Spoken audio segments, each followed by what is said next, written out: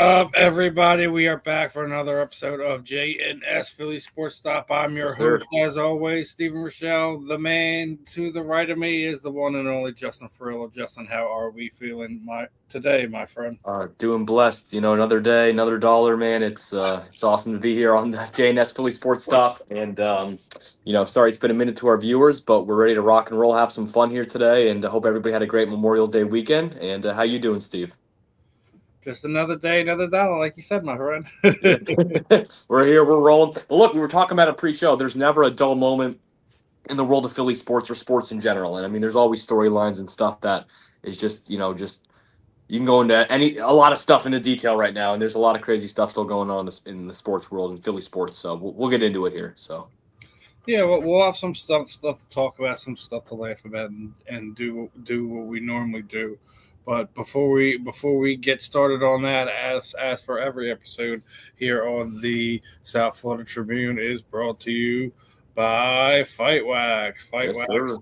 is the ultimate athlete skincare defense. Help treat cuts, swelling, scrapes, and abrasion, rejuvenates and restores stress skin. Customers has used for soreness, stiffness, and recovery. Designed for athletes of all active lifestyles. Provides an ultra silky, non-greasy feel, deep hydration for everyday skincare. Helps fight dry skin. Customers have used for skin disorders such as psoriasis and eczema. And when you head over to the website, make sure you use that code SFT15FW. Show the guys over at Fight Wax some love. Best stuff in the game. Fight Wax. Check them out. Check them out. And staying on the fighting news, did you see they Yeah. made the announcement for the Liberty Brawl, the main event and co-main event for that evening?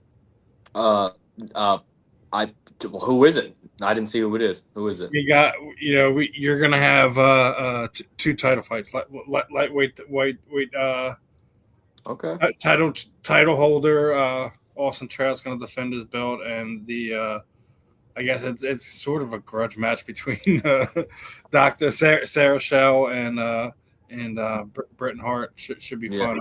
Yeah. Know a few of the other undercard, main card type things that are going on. There's going to be a few more announcements coming real soon. Yeah. Well, who do you think? Who do you think comes victorious out of those matchups?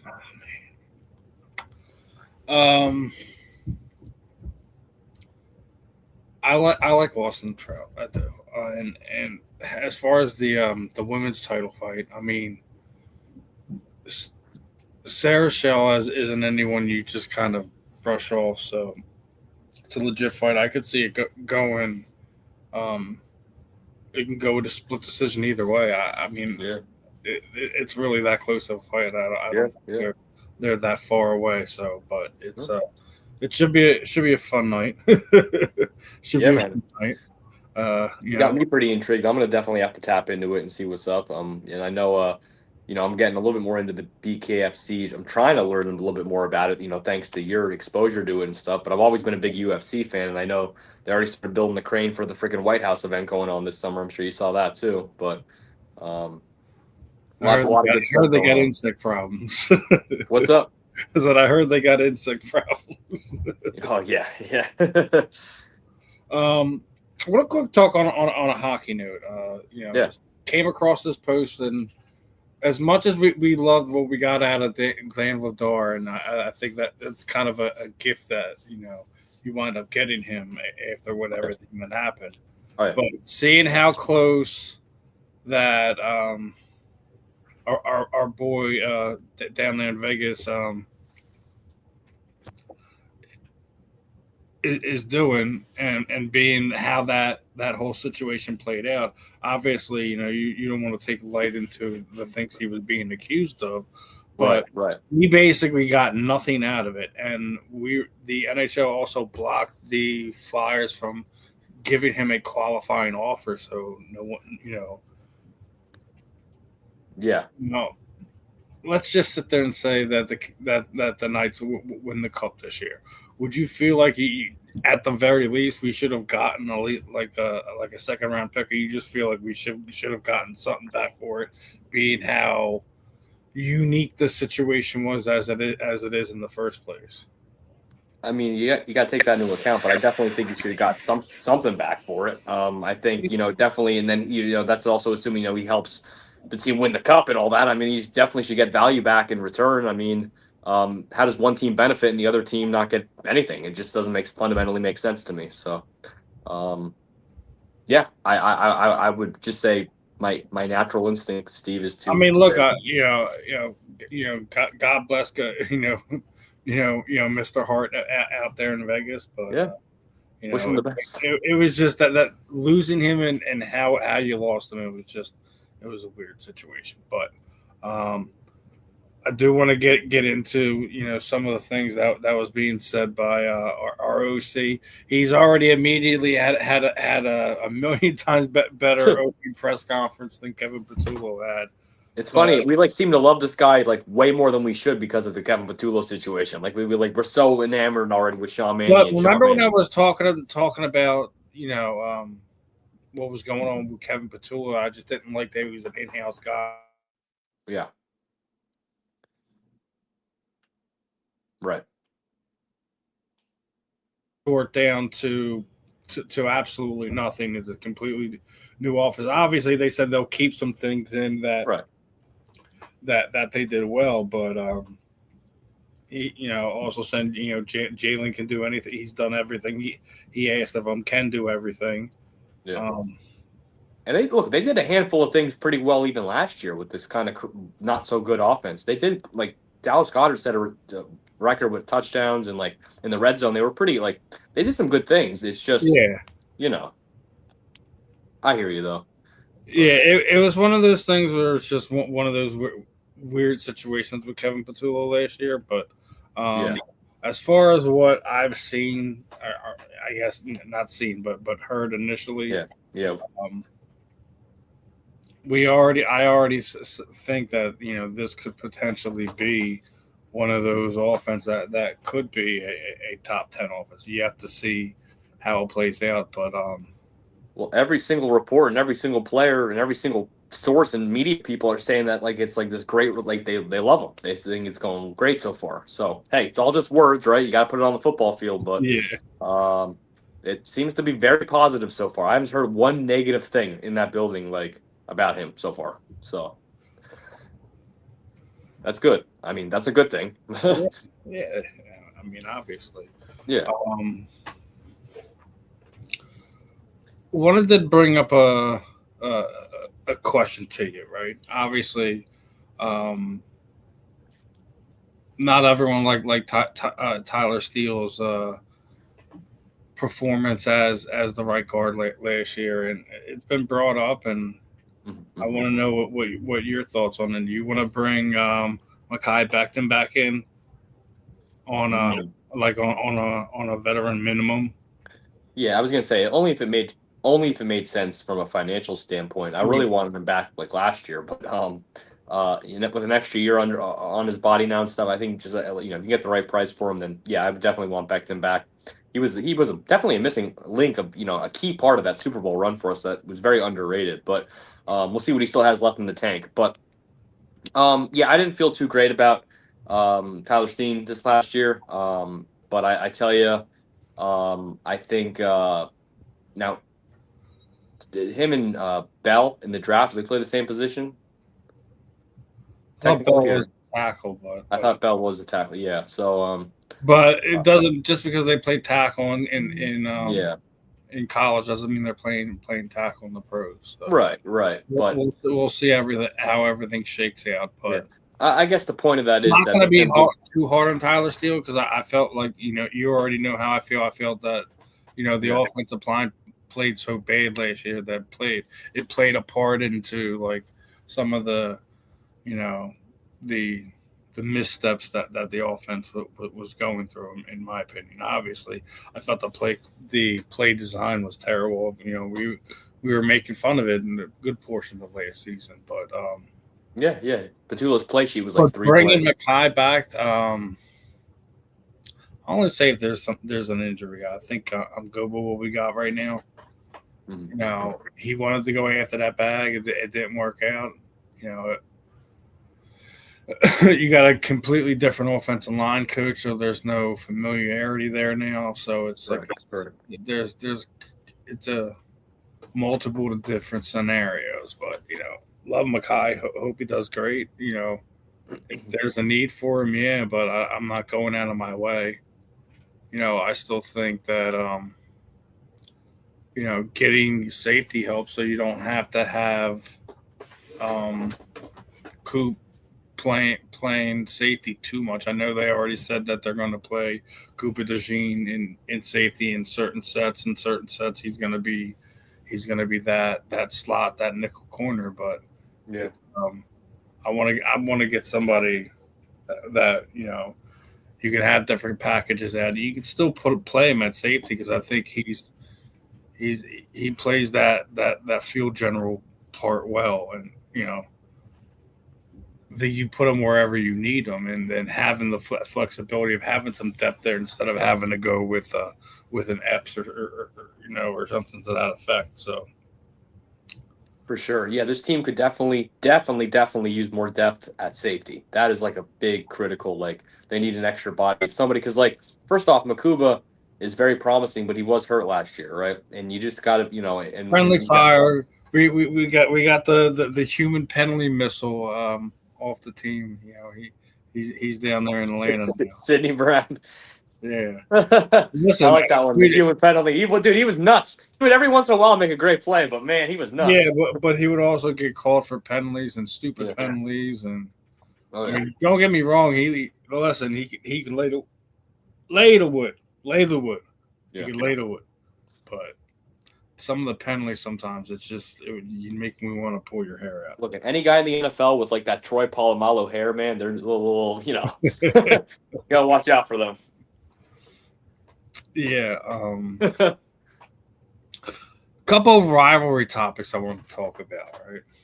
Okay. I know this offseason Cam Scatterboo said CT was fake and all this other things, but I think CT's already found him because some of this comment he made, right, that he believes that he'll have 300 carries for over 2,000 yards this season. Yeah, and I believe pigs fly. Because I had 400 yards on 100 carries. When I play 17 plus games this year, it's going to be 300 carries, 2,000 yards. All right. So all jokes aside, he's probably going to be like a back that can get like easily maybe like over 1,000, 1,200 yards. Maybe a good season. Maybe you rack him up, but he ain't getting no 2,000 yards. Let's be serious. Yeah, listen. I think he could.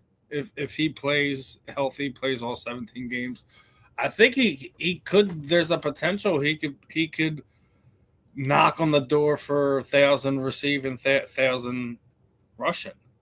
All depends. Well, yeah, he is that kind of back. How he's used and how Harbaugh uses that offense. I think they're going to use him a lot out of the backfield, just like he was last year. Yeah. So I wouldn't be surprised if he falls short of 1,000 for each, but he's got like 800 and 800. You know what I mean? And then I think like that. That's pretty impressive. I think he's going to do well in that John Harbaugh offense. Yeah. 2,000 yards. I don't think they're going to have him anywhere near 300 carries. He may be like 220, something like that. Yeah. Well, I just hope most of those yards ain't the 2 games versus us. I think he'll get over 300 touches a little bit. Yeah. I do. I think we'll see what happens with him, but I know us Eagles fans could really enjoy the news when it came out last week that the Giants signed their GM Joe Shin to a multi-year contract with the goof jobs that this guy's had with some of the bad contracts and the Saquon Barkley situation. I was going to say, the first thing I always think of is that phone call with him and Saquon where he's like, you know what I mean? It's classic. Daniel Jones, looking pretty good. They've had always be a bad team the last few years, and you could directly put that into Joe's lap, right? Yeah, well, look, Joe, it better work this time, right? Because you just got John Harbaugh, and you just got all, you got all the players coming back healthy and stuff. So this should be your winning seasons now. But you're locked in for 3 years, man. Listen, you haven't really done much, anything at all. So I mean, you better hope that you can really start like winning some games now. And Look, I think they got some pieces, but you got to see how not having Dexter Lawrence in the middle, how them yeah, pass rushers are going to get off now. oh Like yeah, they got some questions. I mean, but they have the potential to be a dangerous team, but you still have to see it. And Harbaugh, great coach and all that, but sometimes it doesn't always translate everywhere you go. But we were talking about the GM thing, and the reason why I started with Joe is because I'm ending with Howie because we've seen this GM rankings list come out, right? mm, Um, Obviously Howie's number one, but let me get your thoughts on the rest of the list. yeah. Obviously the Seahawks, John Schneider's number two. Les Snead from the Rams is three. Yeah. Um, Ravens, Eric DeCosta is four. Brett Yeah. Veach with the Chiefs is five. Green Bay six. Lions seven. John Lynch and the 49ers are eight. Nick Casero with the Texans and George Patton with the Broncos. Um, I'll say this: with it, like obviously, you know, me and you are both, feel like Howie is at his deserved spot, but Yeah. um, I think the Rams I wouldn't put there at three, especially if you just, you have this season maybe with Matthew Stafford, maybe you maybe have two, right? And Mm-hmm. go this year and waste a first round draft pick on a quarterback. Yeah. Yeah. I mean, really. I mean, that was really.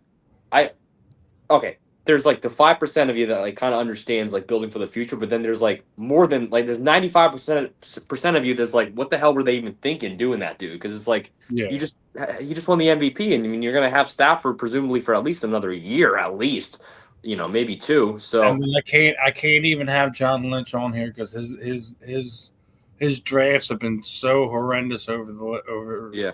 Well, I didn't say any names because I was actually or like say any order changes because I'm trying to think of names that got left off there that got snubbed. You know what I mean? Like who's a GM that deserved to be on that list? And that's what I'm thinking of right now. Somebody like a perennial, like okay, that team always drafts like and makes good moves, like, and I'm just uh, were the Broncos on there? Yeah, they were at 10. They were at 10. I was gonna say is um, you know, maybe the Chargers. I don't know. I'll agree with the Chargers. I'll swap out Lynch at 8 and put the Chargers GM in there. Yeah. But, Because for being kind of the Chargers, they seem to bring in some talented NFL players. And but they can't win anything. But they're always talented. and then the only one I'd say, like, you looking at like your perennial team that have been good over the period of time and have young talent. I think the Buffalo Bills is the only one missing from this list, right? Yeah, they have a bit of a crazy dysfunctional at the top, but yeah, they definitely on the football field they definitely do. Yeah, Josh Allen's carrying that, but yeah. Yeah, yeah. Oh man. Do you have a preference for the new president of operations, general manager for the Philadelphia 76ers? I don't care Because if it's there's been some. a name floated out there. I want to get your opinion on. Well, now you got me intrigued. What's the name? It's Jameer Nelson. Amir Nelson. All right. Like he's already been with the team as assistant general manager, and he's been a Philly basketball. I can't say icon, but like namestay. He's been a mainstay in the Philadelphia Sixers community, right? The Sixers, Philadelphia basketball community. Yeah. But I like that. I like that more than I like the on brand thing. Well, what the hell do they have to lose? You know what I mean? If he flames out, we've been flaming out every year. So, like, I mean, you got to think.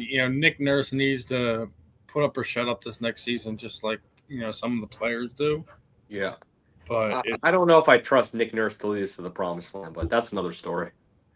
But yeah, I don't know if Nick Nurse is the coach that's going to lead the Sixers to the promised land, but I definitely think that they should give Jameer Nelson a chance at general manager. I'll agree with that. Yeah, I think, like I said, what do you have to lose? He's a well-respected, well-liked guy, and it seems that the last statement of your article thing said he's a rising star in the front office world. So I mean, he seems to be doing something right. Yeah. So, and I mean, with all the stuff you see going on with the NFL and their problem with the the other cultures get it into these big front office positions and head coaching positions. I love to see guys like Jameer Nelson. Love watching him play college ball. Paid attention to his NBA career. Wasn't like a big superstar, but he was somebody you definitely took notice of. So love to see him get that opportunity. I hope he does get it. Yeah, hear me out, Steve. Jameer Nelson, president of basketball operations. Allen Iverson, head coach. Hold on. No, man, no. Make Jameer the president of player operations, but make AI the general manager or something like that. Like he don't need to be the head coach. Actually, can AI like come off the bench and play or something? I mean, shit. Nah, man, we don't need. We stayed in good shape. That we don't need to be putting AI through that. All right. Living in the past. Oh man, I still can't believe he went to the Nuggets and balled up with Carmelo for a few years and then came back to the Sixers. It was kind of crazy. I want to ask you a question. What's up? Do you know the 3 teams that went from the worst in their division to being the number 1 seed in their conference the following season? What sport? Football. Eagles are one of them. Yes. I think they actually. Yes? Yeah, the Eagles are one of them. Okay. Knew that. It's going to be a shit show guess for the others, but continue. You probably could have guessed it. Because normal, like if you think doesn't mean they won the Super Bowl. It just means first in their conference, right? No, yeah, just first in their conference. Doesn't necessarily mean they won the Super Bowl.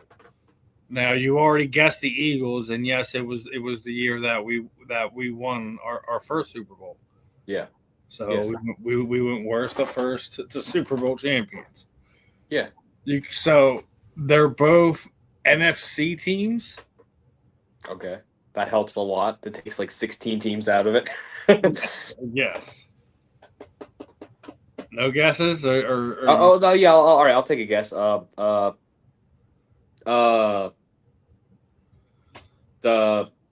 Rams. Yes. Oh shit! Yes. 2 for 2. All right, and I was gonna go ready for this? The Falcons. No. No. The Cowgirls. Damn. Yes. Yep. The year they lost in the divisional round. Wow. How about that? Stat of the day. But 2 out of 3, that's not bad. That's not bad. Yeah. That really ain't that bad. Yeah. No, that's crazy. It's pretty crazy that you can go from like worst to. It just goes to show you that, like, especially in the NFL, like there is like any team can win the Super Bowl, arguably any year. Arguably, like if they just get everything right. All right, I got a few more lists for you that I want to talk to you about. Who are the worst wide receivers that we've had in your memory? Oh God. Oh God. So I came across this graphic, right? Right. And we got Jalen Rager. I don't think I'm gonna put Nelly on there. Like Nelly No, made he was famous for the memes and the drops, but he actually balled out for us. He really did yeah, at one point. yeah. Freddie Mitchell, again, not his fault that the team took him where they took him, but Right. like he was entertaining. He was fun to watch. He made tough catches. So Fourth and 26. yeah, right. Yeah. JJ Arthega Whiteside. Okay, that's legit. Yeah, well, no, it's like I'm sorry. Doyle Green Beckham absolutely that's legit too. Yeah, I really had, dude. That's funny you mentioned him because growing up, I wanted him to be like the next Odell Beckham because he had the last name and he had the green hair, and I'm like, oh yes, we got a Beckham on the team, and I'm like, it's never worked out. Riley Cooper, yes, for multiple different reasons. We're not gonna say some of them, but continue. Yeah. Reggie Brown, again, high expectation. I don't think he was terrible. He wasn't the game changer, and some of the other guys that were taken around him, it makes it look like he was worse than what he was.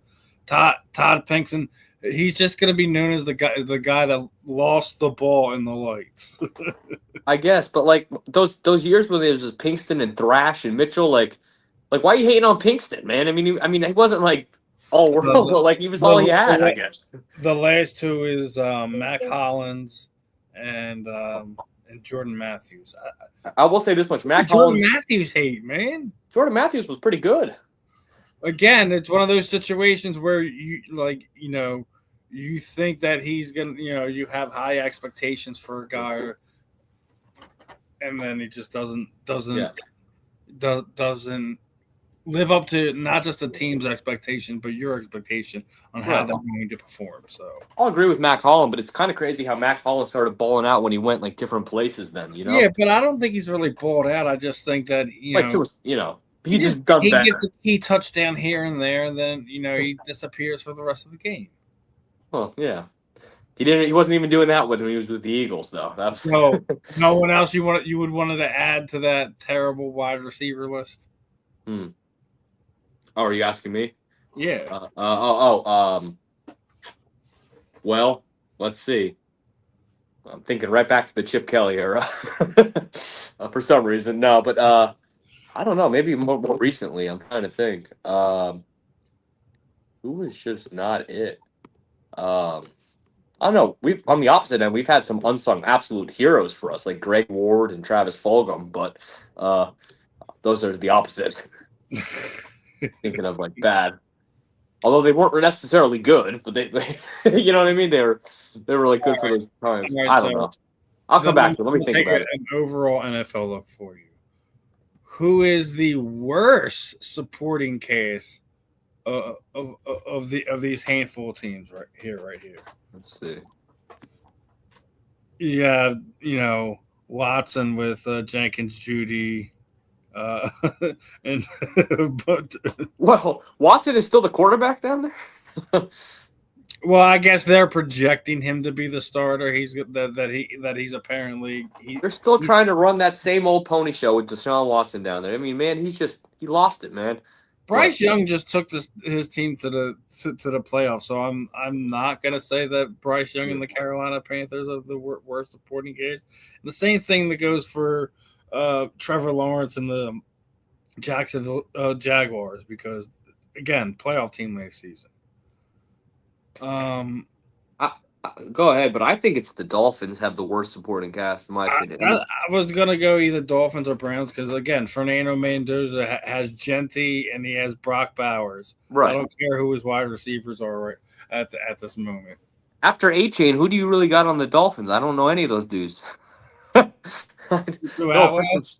I don't. Oh, wait, Tolbert? I do know Tolbert. That was Tutu Atwell. Yeah, I do know. I do know them, but you know what I mean. I think on this list I go Dolphins. By default, this dubious award is gonna fall upon the Miami Dolphins, unfortunately, because no Tyreek Hill, no, no Jalen Waddle. So they got a man. they got a lot of stuff. They had a little something going there with the magic of that offense with Mike McDaniels for like a hot minute, and then they just flamed out. They lost everybody and just sucked. Like the Dolphins, man, like they have a pretty damn loyal fan base, believe it or not. Those Dolphins, and they do. They like listen. It's just like they're like our Flyers right now. Like right. they had a very magical time in the 70s, and it's just they haven't been able to recapture it. And just that they had teams close there in the 80s and 90s, just like our Flyers did, and it's a crazy parallel. I just think the only difference is I think the Flyers have the culture in the front office where we don't know if Miami does yet, and from what you're hearing, that's the problem. So I came across this one and I'm laughing. All right. I'm going to pull up a list and it's more than 5. I'm going to ask you, what do you think are the 5 drunkest fan bases of all sports? Okay. It's not necessarily the city. It'd be like Philadelphia Flyer fan base, or like a fan base specifically, right? Yeah, yes, the fan base. Okay. Well, Eagles are number one. Now, obviously, if we're talking like North American sports, you're talking, international soccer. You throw it all in there. I'm going to put this up there because it's just okay.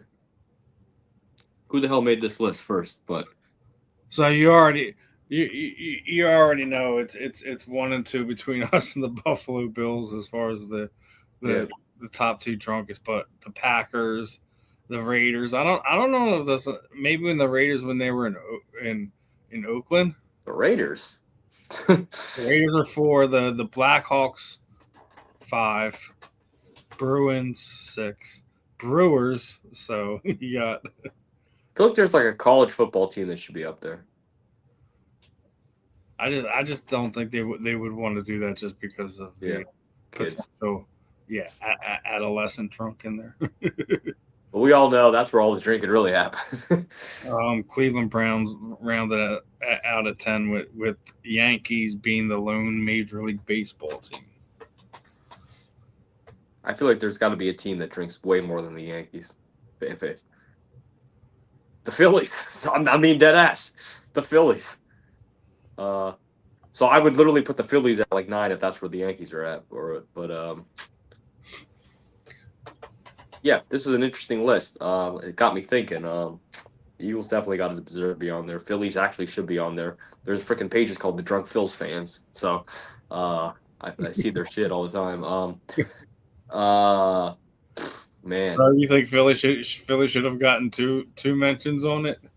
I do. Yeah, I really do. It's Philadelphia. Come on. Probably. I mean, Boston made it on. I was just about to say New England. Boston made it on the list, right? Yeah. Right, because they had the Bruins on there. But you notice outside of no, because you're right. Vegas isn't out there. There's no California team. Right. Oh, I got one for you. Pittsburgh Steelers. Yeah. They drink a lot out there. So apparently the Cleveland Browns drink more than them. So I don't know about that. All right. What player did you absolutely hate? It killed you. It killed you to see them don the colors of another team's jersey. You mean the orange and black of the Denver Broncos when Brian Dawkins wore it? I mean, that's me. It was watching Eric Lindros put on another uniform besides the Flyers. Yeah, I mean that's got to be heartbreaking. He had putting on 2 rival jerseys at that was even worse. Because you got to remember, it was Islanders and Rangers. Especially the Rangers, man. That's crazy, man. Yeah, that's got to pull on your heart, man. I mean, TL wasn't ours first, so but I definitely hear you. like Brian leaving, but it was like Denver, so it was like they got cool colors, so it was like maybe that might be a jersey of another team that I'd buy. You know what I mean? I'll give you one. Donovan McNabb, Redskin. Yeah, that was weird. That was weird and stupid. Didn't make any sense. That was weird. He actually played pretty well for them too as a Redskin. Yeah, it's just weird though. It was definitely weird. Is there another team after them? I thought. Is there another like sports player that was weird seeing him in another jersey? Oh yeah, definitely. Like Wayne Gretzky at the end of his career, right? Oh yeah. He was he was like a Ranger, then he was like a St. Louis Blue. Right. Freaking Emmett Smith and Jerry Rice were like on three at the end of their careers.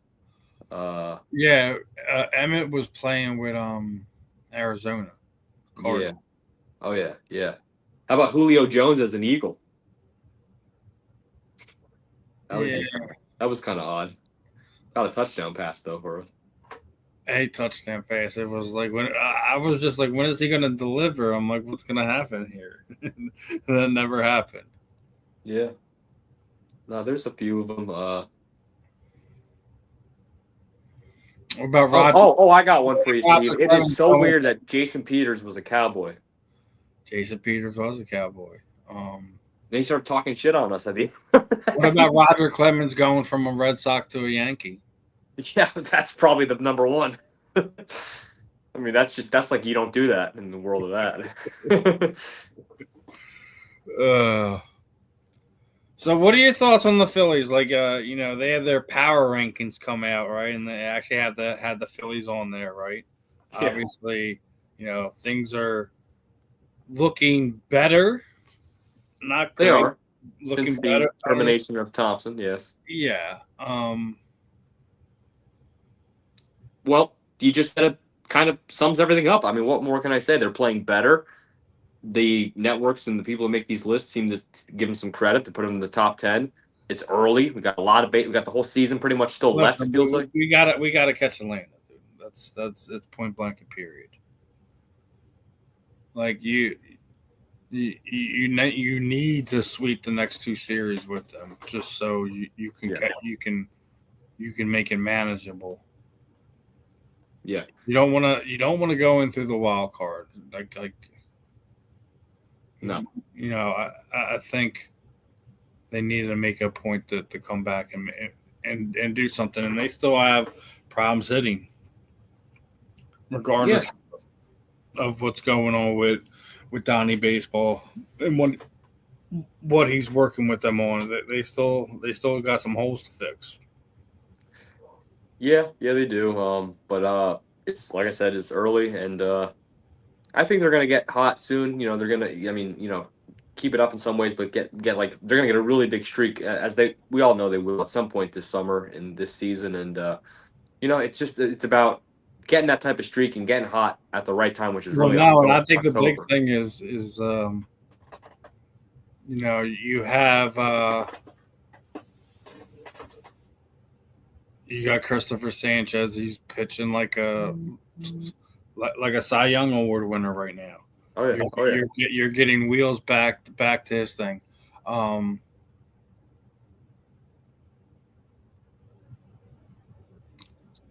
I've been against this for a few years, but knowing that he's healthy right now, would you forgive Dom about this terrible offseason if he shifts Aaron Nola out, Aldris Garcia, and you give them your top prospect in the farm system, and you bring in a Mike Trout or somebody like that? Oh shit! All your sins have been forgiven, Dom. He has a big patch. Nola's a top quality all-star pitcher because he's not a Cy Young type guy. Let's be honest. Yeah. Well, yeah, you're right. But listen, Steve, you would know the financials of this and the cap more than I would. But why is Mike Trout not given every trade offer from the Philadelphia Phillies possible because he should be a Philadelphia Philly. He's a diehard Philly fan, Philly sports. Like he's playing out there, never doing anything for his team out there. So it's like in the postseason, he's superstar talent. Why is he not like what's up, man? Why have we not made a move for him? You need to do something with the outfield. Yeah, and I think getting Trout helps you with that.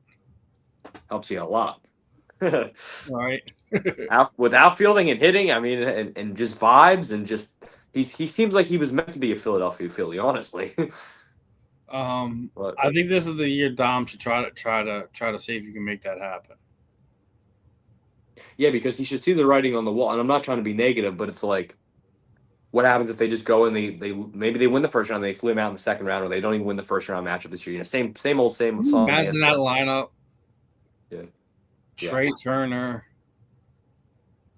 Kyle Schwarber, Harper, and Trout Harper.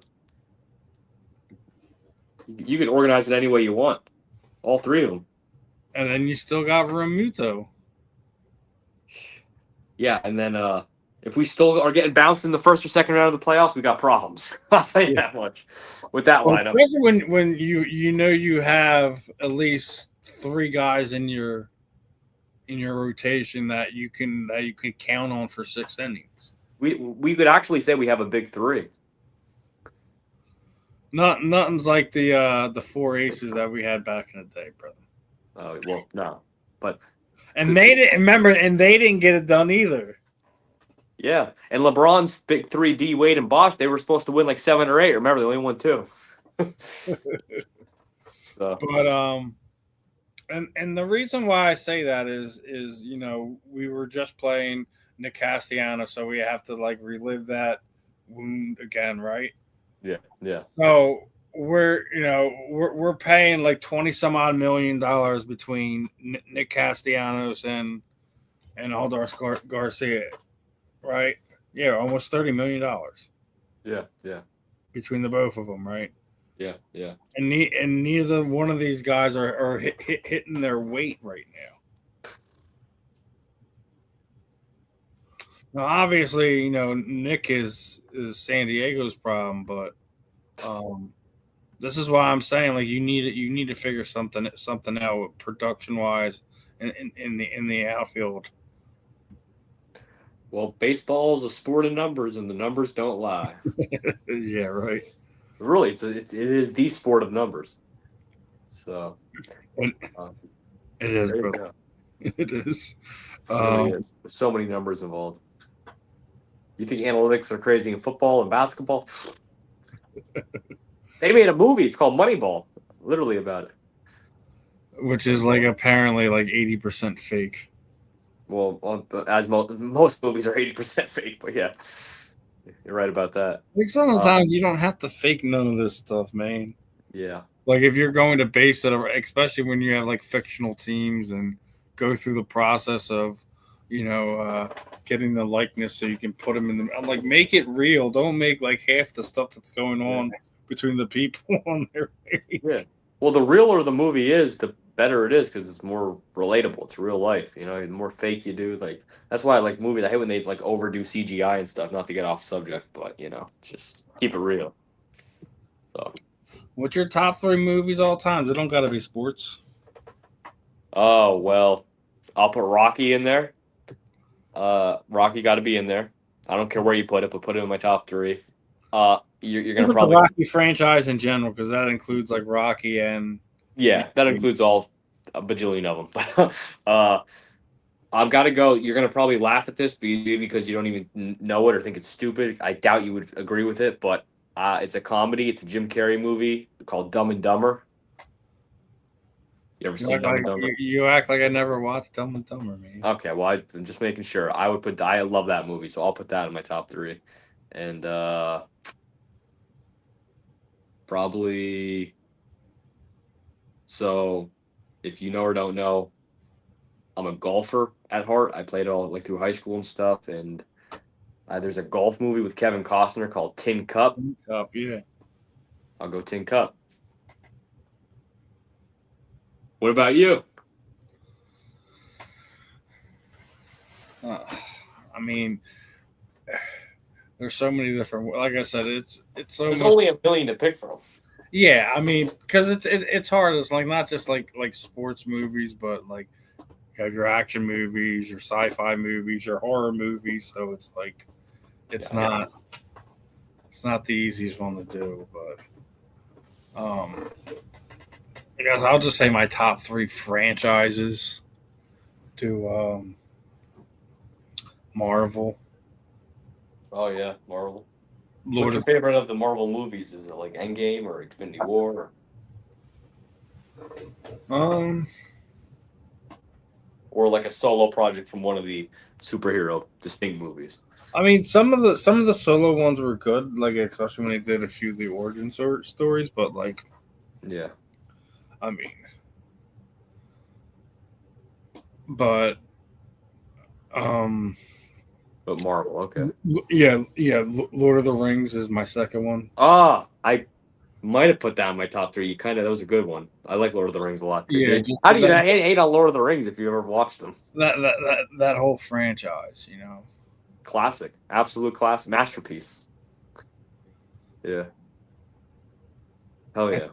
And then the Godfather franchise too, That's another good one. but Yeah, like just sports movies, it'd probably be like Remember the Titans, yeah, yeah. Any Given Sunday, and the replacements with Unnecessary Roughness / the program as like your 2A 2B or Oh yeah, 4A 4B rather. oh yeah. Those are good ones. Yeah, those are solid choices. Yes sir, yes sir. Now at this point in time, Bryce Harper has played as many games as a Philly as he did a Washington National. Kind of forgot he played for the Nationals for a second. It's kind of crazy, right? But I He mean, did it's play there. damn near identical numbers. So Yeah. slugging slightly better, little bit less, you know, you know, on base percentage. Has slightly more RBIs. When he was younger. So I guess you could kind of make arguments both ways, but he's kind of the same. Yeah, he's staying steady right now. So as much as people want to tear him down, I think he's been consistent. I guess that could financially right there prove that it was kind of like you got what you paid for in some sense. You know what I mean? Yeah, at this point in time, it's basically like, you know, only a few of the older categories are better off. So Yeah, I mean, he's basically still been Bryce Harper, the superstar, but he just hasn't won a title for I us. still think that it's Kyle Schwarber's team right now. Yeah, Kyle Schwarber, something's going on. They got to drug test that man. There's something going on. He's on an insane pace, man. It's like what we were talking about. If we think he's gonna hit, I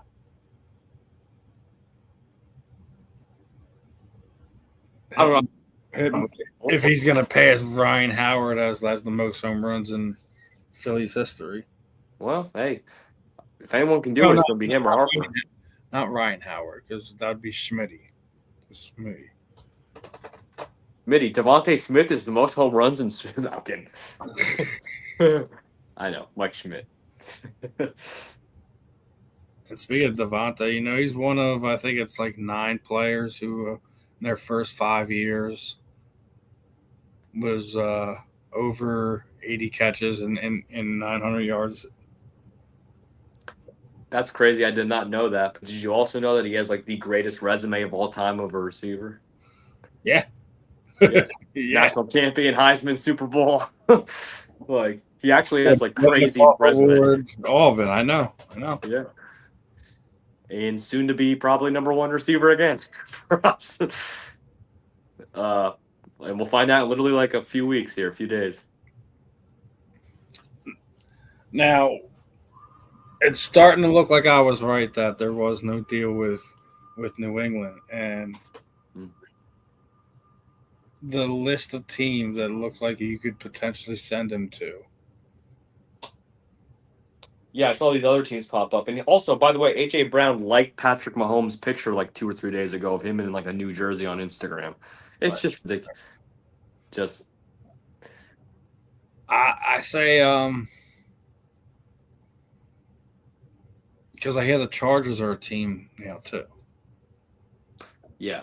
Yeah, well, really, before you even say it, we know it should be the best offer, but continue. Listen, if they give you a first and Derwin James, are you saying no? Well, listen, you get a first and Derwin James, Yeah, you solve your safety problem. and you can do whatever the hell you want with that pick. So, yeah, let's do it. Let's do it. I mean, I would say yes to that if you're playing fake GM with me. Yeah, right. We're putting on the Howie Roseman ears, so to speak, for that one. Yeah. Like any team that calls about AJ Brown, you have to start the conversation with a first round pick. You have to. I said the first round pick is kind of the thing that you're already giving me. Yes. But you have to tell me what else you're giving me. Yes. Yes. But I'm glad that it's not just New England. Kansas City is one of the teams I'm hearing.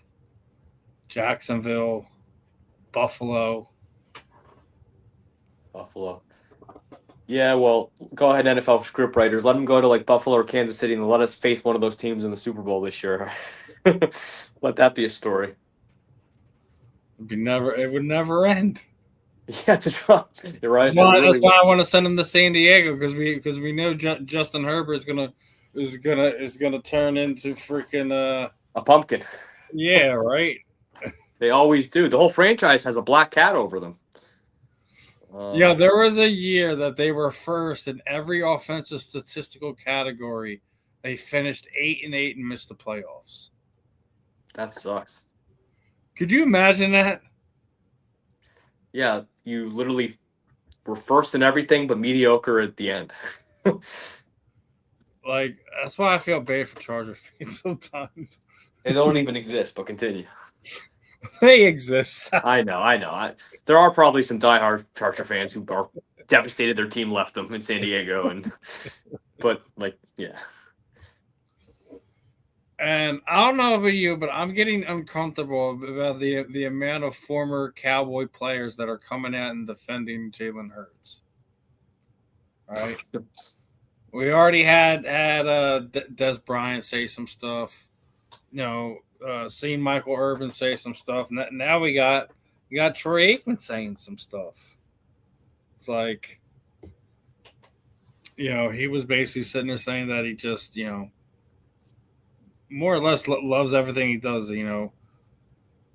Fully expects him to come back and have a Super Bowl type year.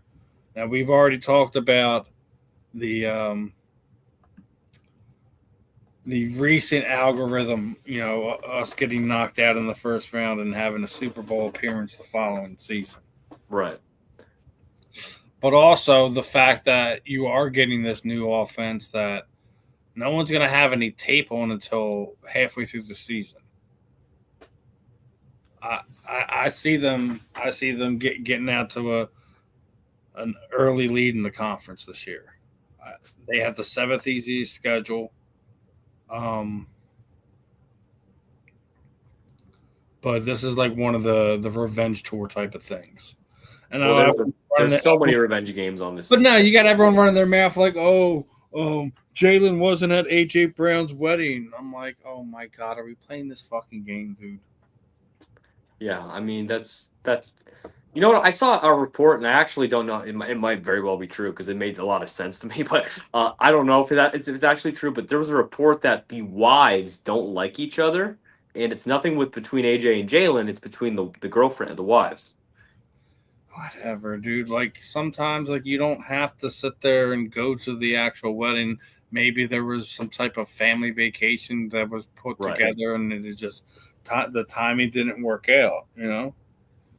Yeah, they're both insanely busy people, and I know it's a wedding and all that, but like either way, like I get like dude, like we get what's going on right now. Everyone gets what's going on, and that's probably another reason why they didn't like. They probably both decided like, listen, I know I want to be there, but with all the nonsense going on, it's just gonna stir up the bee's nest more. Let's just you Yeah. know do something between ourselves on the flip side, and catch up after the honeymoon or something to that effect. Like we Pretty don't much. know the all the inner workings of what happened and why that decision was made, but I don't think it's anything malicious. Or I mean, it could be what you said, that maybe there's a situation while the wives, girlfriends, fiancés don't like each other, didn't get along. That could be very a real thing too, brother. Yeah, yeah. I mean, it made sense when I read it, but hey, who knows? So as we wrap this one up, brother, throw it over to you. Anything you got going on? Anything you want to let the people know? Tyler. um, yeah. So this weekend I should be down. I think where's it at? Plymouth Wet Marsh High School is having a youth football camp with Jordan Davis and Arizona. Obviously, we don't know Jordan Davis from the Eagles and Arizona Cardinals linebacker Mac Wilson. D9 Sports Youth Football Camp presented by Clear Vision. It's going to be a great time. I'm not sure which day and what my hours are, but I think I'm going down there to get some content for that. So it's going to be an awesome experience. I was at last year's one with Jahan Dotson and Mac, and it was a great time. So look forward to that. And then uh, June 20th, I'm supposed to be with. I can't wait to say this.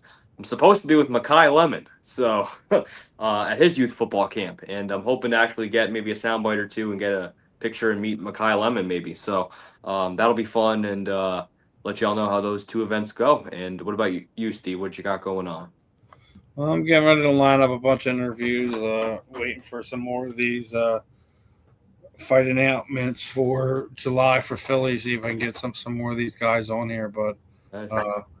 we just hit 2K subscribers here on the YouTube channel, so I mean, working towards some more of our next goals. But should be doing a giveaway between now and the beginning of next month for the YouTube subscribers and people who support and interact, things like that.